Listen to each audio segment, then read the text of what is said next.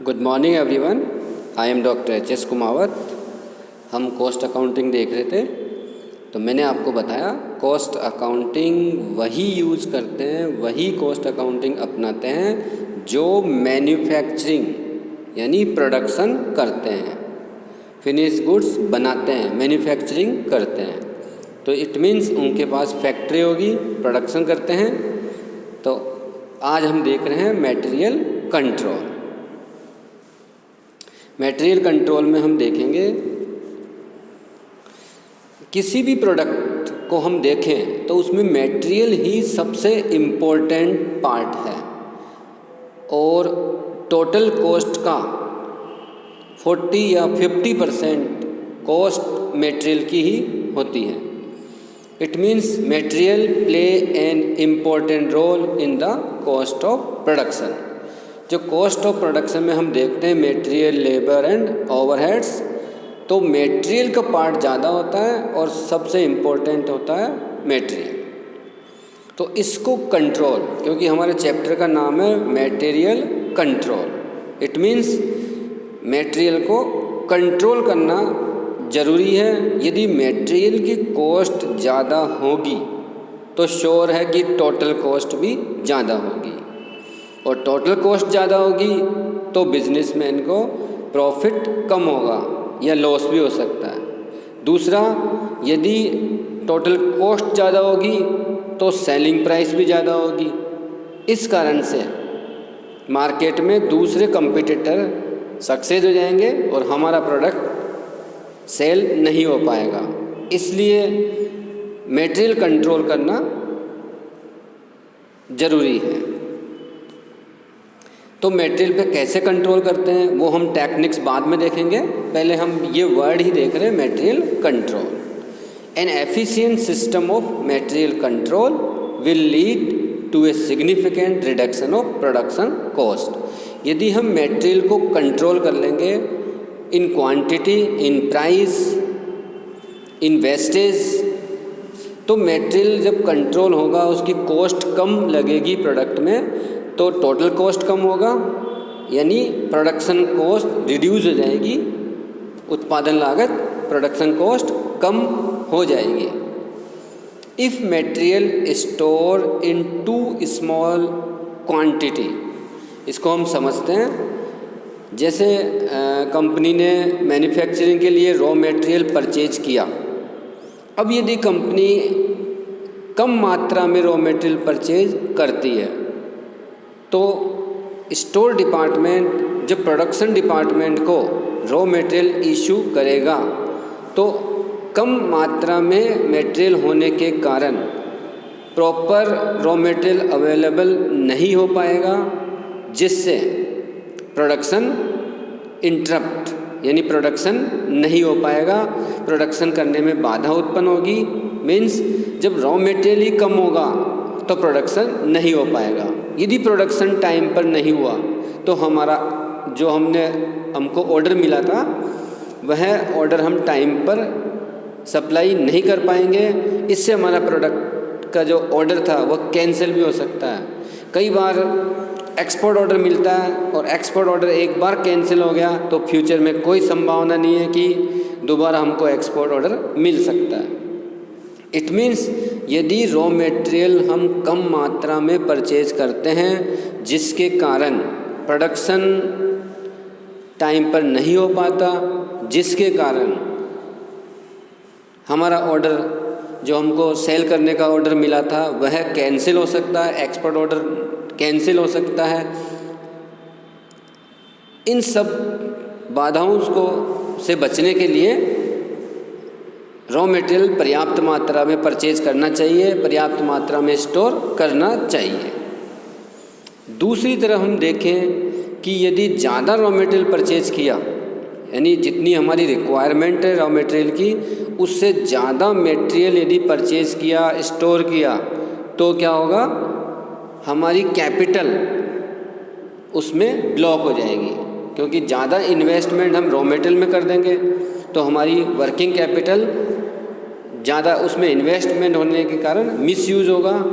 दूसरा, ज़्यादा material purchase करने के कारण उसको गोडाउन में स्टोर करना पड़ेगा, तो वो एक्स्ट्रा खर्चा और होगा।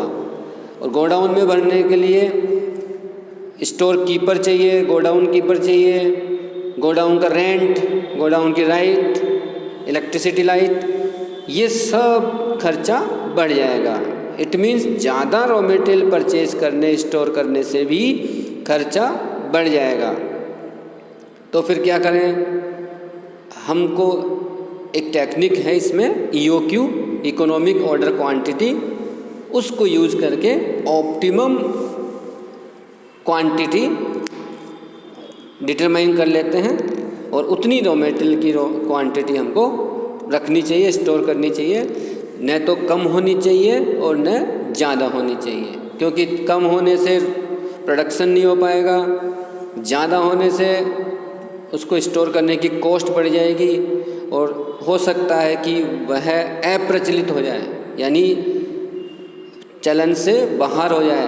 तो जब वह प्रोडक्ट जिससे रॉ मटेरियल से हमने वो प्रोडक्ट बनाया था, हो सकता है वह अप्रचलित हो जाए और कंपनी को बहुत बड़ा भारी नुकसान भुगतना पड़े। अब हम देखते हैं मटेरियल कंट्रोल जो वर्ड दे रखा है इसमें क्या क्या इंक्लूड किए जाते हैं। तो material control is systematic control over the procurement, मतलब received, storage and usage of material, so avoiding excessive investment in inventories. अभी हमने समझा कि मटेरियल कंट्रोल के अंतर्गत हम जो परचेज करते हैं वह भी शामिल है, स्टोर करते हैं वह भी शामिल है, और यूज़ यानी प्रोडक्शन के लिए यूज करते हैं मटेरियल, वह भी इसमें मटेरियल कंट्रोल में आता है। तो ये सब कंट्रोल करने से क्या होगा, जो हमारी वर्किंग कैपिटल अननेसेसरी इन्वेस्ट कर रखी है ज़्यादा परचेज करने के कारण, वह उसको अवॉइड करेंगे हम। तो मटेरियल कंट्रोल में क्या क्या फंक्शंस इंक्लूड्स है? Purchase, receiving, inspection, storage, issuing, maintenance of inventory records and audit of stock. जो आपने पढ़ा था ट्रेडिंग अकाउंट में ओपनिंग स्टॉक और क्लोजिंग स्टॉक। तो ट्रेडिंग अकाउंट में जो हम ओपनिंग स्टॉक, क्लोजिंग स्टॉक लिखते हैं वह होता है फिनिश गुड्स का, फिनिश प्रोडक्ट का होता है, तो वह भी गोडाउन में हमको रखना होता है। इसी प्रकार हम मैन्युफैक्चरिंग अकाउंट बनाते हैं, यहाँ हम पढ़ रहे हैं कॉस्ट अकाउंटिंग, तो कॉस्ट अकाउंटिंग में कॉस्ट शीट बनाते हैं। कॉस्ट अकाउंटिंग में कभी भी कोई 8 बुक्स जो आपने फाइनेंशियल अकाउंटिंग में पढ़ी थी वो नहीं बनाते, न ट्रेडिंग बनाते हैं, न P&L बनाते हैं, न बैलेंस शीट बनाते हैं। ऐसा कुछ भी नहीं है कॉस्ट अकाउंटिंग में। कॉस्ट अकाउंटिंग में केवल कॉस्ट शीट बनाते हैं for the purpose of calculation of cost, total cost, per unit cost etcetera. तो अब हम देखते हैं ऑब्जेक्ट्स ऑफ मटेरियल कंट्रोल। अब मटेरियल कंट्रोल के क्या उद्देश्य हैं, क्यों करते हैं कंट्रोल? वैसे तो हम अभी समझ चुके, एक बार वापस देखते हैं। परचेज ऑफ एसेंशियल मटेरियल, जो हमको बहुत आवश्यक है, ज़रूरी है, वही मटेरियल हम परचेज करेंगे यदि मटेरियल कंट्रोल होगा। अननेसेसरी मटेरियल परचेज नहीं करेंगे। दूसरा है purchase at right price. Material control के अंतर्गत जब रॉ मटेरियल परचेज करें तो टेंडर पास करवाना चाहिए और जो सप्लायर्स हैं उनकी रेट्स का एक कंपैरेटिव स्टेटमेंट बनाना चाहिए। तो कंपैरेटिव स्टेटमेंट में हमको पता चले जाएगा कि किसकी रेट कम है और क्वालिटी कैसी है। तो रेट्स का जो कंपैरिजन करेंगे उसके अकॉर्डिंग हमको परचेज करना चाहिए। और यदि कोई सप्लायर डिस्काउंट दे रहा है तो उस डिस्काउंट का बेनिफिट भी लेना चाहिए। तो हमको एक राइट प्राइस पर परचेज करना चाहिए। बैलेंस स्टोरेज, अभी हमने देखा ज़्यादा स्टोर करते हैं तो भी लॉस है, कम स्टोर करते हैं तो भी लॉस है। तो हमको एक optimum quantity,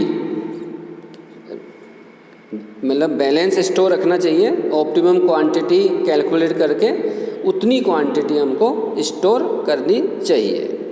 next is control over theft, wastage etcetera. क्योंकि यदि रॉ मटेरियल पर ध्यान नहीं दिया तो हो सकता है चोरी हो जाए। कुछ जो फैक्ट्री में वर्कर्स हैं वो अपने घर भी ले जा सकते हैं, या वेस्टेज हो सकता है, क्योंकि मशीन में जब रॉ मटेरियल यूज़ करते हैं तो लेबर ज़्यादा वेस्टेज कर सकते हैं। तो उस पर कंट्रोल करने के लिए हम मटेरियल कंट्रोल का ध्यान रखेंगे। इसका मतलब परचेज के समय, रिसीव के समय, स्टोर के समय एंड इशू के समय इस प्रकार की पॉलिसी बनानी चाहिए जिससे चोरी, वेस्टेज कम से कम हो सके। Next is regular issue of material. जब हम परचेज करते हैं उसको एक गोडाउन में या स्टोर्स में स्टोर कर लेते हैं, फिर स्टोर डिपार्टमेंट इशू करता है टाइम टू टाइम मटेरियल को प्रोडक्शन करने के लिए, प्रोडक्शन डिपार्टमेंट को इशू करता है। तो प्रोडक्शन प्रोसेस कंटिन्यू चलती रहे, कोई प्रॉब्लम नहीं आए, तो रेगुलर टाइमली रॉ मटेरियल को इशू करने की पॉलिसी बनानी चाहिए। Next is reduction in production cost. यदि हम मटेरियल कंट्रोल रखेंगे, मटेरियल की कॉस्ट कम से कम आएगी, तो श्योर है कि प्रोडक्शन कॉस्ट कम हो जाएगी। Next is optimum use of working capital. क्योंकि रॉ मटेरियल में बहुत बड़ी राशि इन्वेस्ट करनी होती है, तो यदि हम ज़्यादा परचेज कर लेंगे तो हमारी वर्किंग कैपिटल उसमें ब्लॉक हो जाएगी, जिसका हम दूसरा अल्टरनेट यूज़ करते, लेकिन रॉ मटेरियल में ज़्यादा परचेज करने के कारण हमारी कैपिटल ब्लॉक हो गई, तो वो जो अपॉर्चुनिटी बेनिफिट था उसका हमको लॉस होगा। इसलिए हम मटेरियल कंट्रोल के थ्रू वर्किंग कैपिटल का ऑप्टिमम यूज़ कर सकते हैं। ये हमारा उद्देश्य है।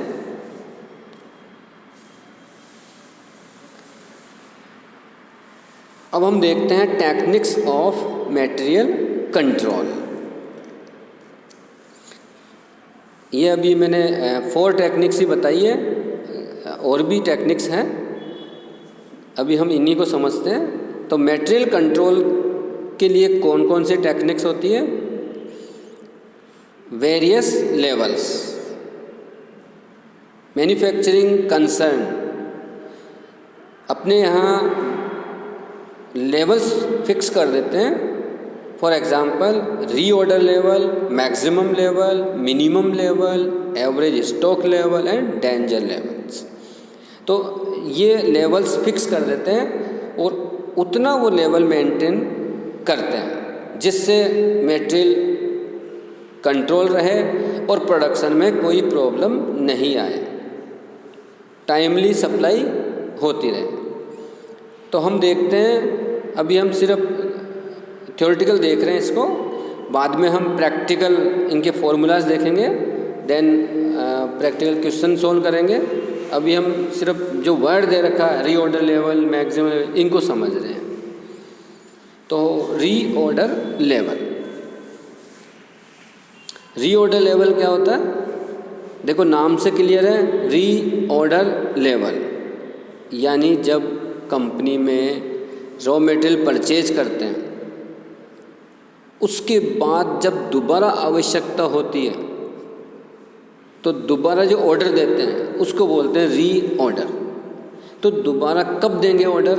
हमको दोबारा नेक्स्ट टाइम रॉ मटेरियल की आवश्यकता होगी, तो दोबारा कब ऑर्डर दें और कितनी क्वांटिटी का दें, तो इसमें जो फॉर्मूला है उससे कैलकुलेट करते हैं। फिर जो क्वांटिटी आती है उतनी उसका वो रीऑर्डर लेवल आ जाता है, और हम ध्यान रखते हैं कि इस पर आते ही हम रीऑर्डर यानी दोबारा परचेज करने का ऑर्डर इशू कर देंगे।